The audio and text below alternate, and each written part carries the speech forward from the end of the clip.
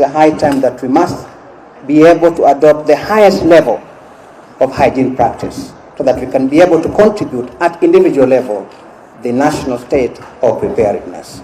And therefore, this evening, to give us a detailed update, I would like to invite the Chief Administrative Secretary in the Ministry of Health, Dr. Mwangangi, to give us the update. Dr. Mwangangi, please.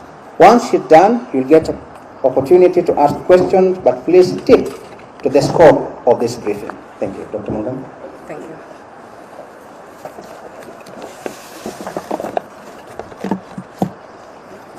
Thank you, Government Spokesman. Good afternoon, members of the press present here today. I'll be giving an update on coronavirus disease 2019, COVID-19. Following the confirmation of a case of COVID-19 in the country yesterday, the Ministry wishes to update members of the public as follows. 1. So far, we only have one confirmed case. The patient continues to receive care and treatment at Kenyatta National Hospital Infectious Disease Unit in a self-contained room. The patient is in stable condition with normal vital signs, is cheerful and vibrant. We thank her for taking prompt action and seeking prompt health advice, and we wish other Kenyans who may be symptomatic will follow her example. The Ministry of Health has traced 22 close contacts who have been quarantined at KNH isolation units at Mbagathi. Specimens from these contacts are currently undergoing testing at KEMRI laboratories. 4. 23 other persons of mixed nationalities who traveled on the same flight with the patient have also been traced and advised to undertake self-quarantine for 14 days. The Ministry's rapid response team is following them up on a daily basis until the 14 days are over. 5.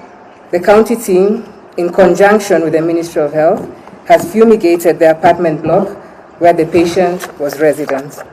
6. We have set up 2 counseling centers, one in KNH and another in Mbagathi, and we have deployed counselors who are now taking care and meeting the needs of the quarantine patients and their families. 7. The Public Health Operation Center has been fully activated to coordinate response efforts.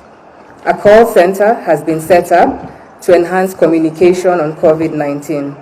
Members of the public can reach the call center by dialing 719. I repeat, by dialing 719 for audio messages and *719# for short messages. This will apply across all networks. The Ministry of Health, in partnership with county governments, the Kenya Red Cross, AMREF, WHO, the World Bank Group, KEPSA, University of Nairobi, and Kenya Health Federation, amongst other stakeholders, are now going to initiate community engagement, and AMREF shall take lead in mobilizing community health strategy in order to raise awareness across the country. On Monday, additionally, the business community will come together and will share a compact on how they will contribute to the intervention against COVID-19. The Ministry continues to maintain heightened surveillance at all points of entry, health facilities, and communities across the country. We urge members of the public to remain vigilant and are advised to continue taking the following precautionary measures as advised. 1. Maintain basic hand hygiene and safe food practices. And basic hand hygiene, we emphasize, begins with simple hand washing. Avoid close contact with people who are coughing or who have flu-like symptoms. In addition, anyone showing symptoms of chest infection illness, such as fever, coughing, difficulty in breathing, sneezing, and with a history of travel, is strongly advised to go to the nearest health facility for assessment and prompt management. In addition, anyone with recent history of travel is strongly advised to self-quarantine for 14 days and promptly report to the nearest health facility in case they develop any of the above symptoms. Additionally, we have taken note of videos doing rounds on social media with fake information, which is aimed at misinforming and causing unnecessary panic to the public. We wish to inform the public not to consume information that has not come from official government communication channels. And these are at MOH Kenya and at spokesperson GOK. The fake and alarming videos have been forwarded to the DCI for investigations, arrest, and prosecution of such individuals. As I conclude, I would like to assure the public that the government is doing everything possible to manage this situation, and I therefore urge everyone not to panic and to continue to observe preventive measures as outlined by the Ministry of Health. Thank you. Thank you so much, Shamsias. Now you have the opportunity to ask a few questions, and please stick to the scope of today's briefing.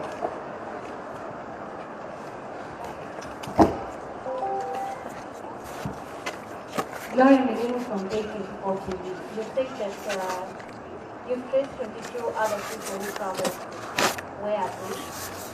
So they say that they are self-quarantined. Where are these people? And then today we saw the fumigation in Rongai also involved a bus that she allegedly used. You know, public service people who want to get the money back. So what are you doing in terms of this? Trying to assure residents of Rongai probably to actual reception and yeah. More questions. You want to ask us? More questions. More. Okay, two more. My name is Mel Mieto from NTV, and it's more on what my colleague is asking. It's 22 close relatives that you say, or close contacts that have been identified, and then 23 others. So in total, that's about maybe give or take 85. So we just need to know the health status of these. After 22 and then 23, if you could just make that known. Another one more before. Yes. Okay. Of the 22 that are now in isolation at Pagati, have you taken samples from them, or are they just there for observation for 14 days as you wait for the symptoms will manifest? Yeah.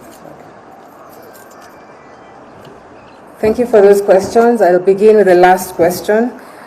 Indeed, of the 22 that are in quarantine, we are taking samples and we're in the process of running those samples. And immediately we get the results, we shall then communicate this with the families first, the individuals, and then of course with the public.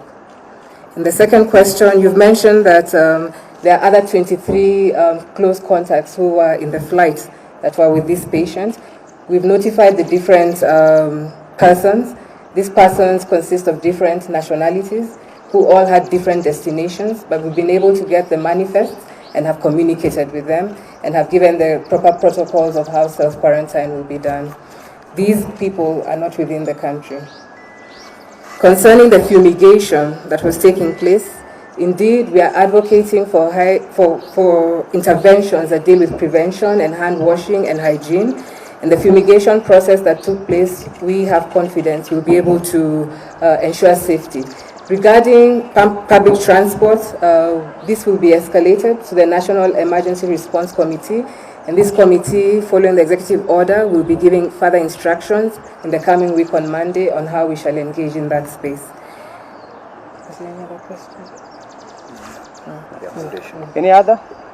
The test done. My name is Edward Travasa from KBC. I have two questions.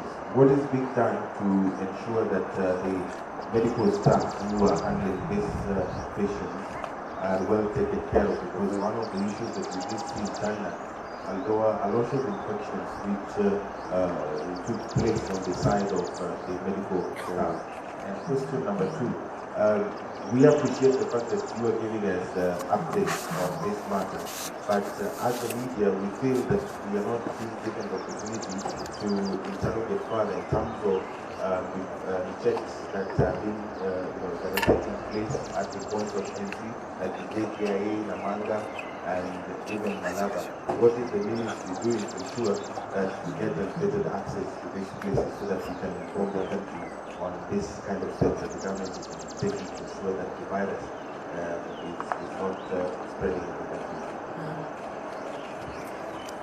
I think I'll take that question now. So indeed, as witnessed in China, our health workers are our frontline heroes.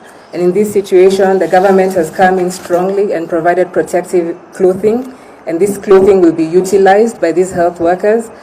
We shall have continued capacity engagements with health workers, training them how to use this equipment, training them how to be able to manage themselves when they're taking care of any possible patients, and most importantly, also providing counseling services for frontline health workers who are engaging with these patients. With regard to engagement with the media, we must say that we do appreciate the media. The media are actually our front runners in ensuring that the health promotion messages are passed on to the communities, and we shall engage with you. We shall be able to organize and see how we can have you participate and see what is happening at the points of entry. And we do appreciate your support through this. The last two. Okay, I can see there are none, right? So just to finish, we are going to give you daily updates, and we shall be able to review that as time goes. Thank you. What I'm saying is that we're going to give you daily updates on this situation, but remember again, this is a very, very fast-moving situation, and we therefore will be able to review that as time goes by. So tomorrow we are also going to have another update like this one. We'll give you the timing and the location, and again on Mondays. We'll go on like that until we review, based on the situation as it develops. So thank you very much, members of the press. Thank you. Well done. Great. Very good. So, Anybody who wants this?